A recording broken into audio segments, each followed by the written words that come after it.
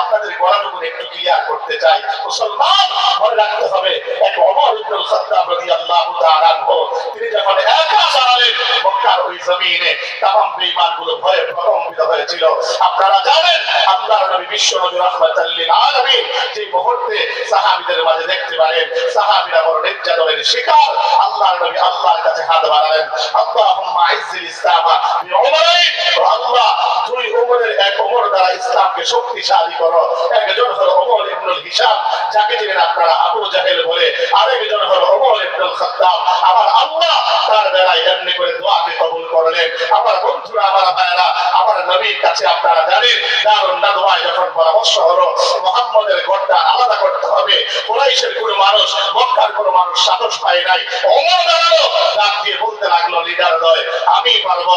ওই মুহূর্তে পুরস্কার কি দিবেন? বলে 100 লাখ উট, 100 লাখ উটের লোভে যখন নাকি এমনি করে নবীর গর্দান আলাদা করার জন্য রওনা দিল।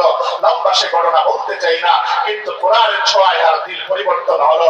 ওই মুহূর্তের মাঝে যে জায়গায় নবীর গর্দান আনতে যাবে সেই জায়গায় কোরআনের ছোঁয়ায় আমার নবীর কাছে তার গর্দান সঁপে দিলেন। চিৎকার মেরে জোরে কন্যা সুবহানাল্লাহ।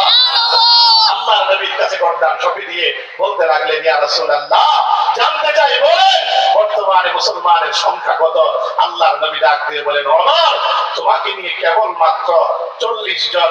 আল্লাহর নবীকে বলেন, তাহলে কোনো ভয় নাই, চলেন একটু কাবা গৃহের সামনে যাই। বলে কেন? বলে একটা ঘোষণা দিব।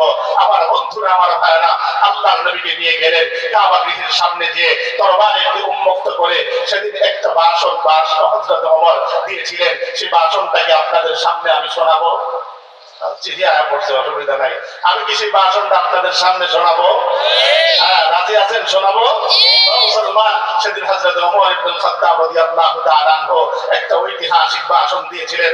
ও মক্কার কাফের মুশরিকেরা, তোমরা ভালো করে শোনো, আমি খাত্তাবের ছেলে ওমর ঘোষণা করছি, কেউ যদি তার মায়ের কুলকে গালি করতে চাও, কেউ যদি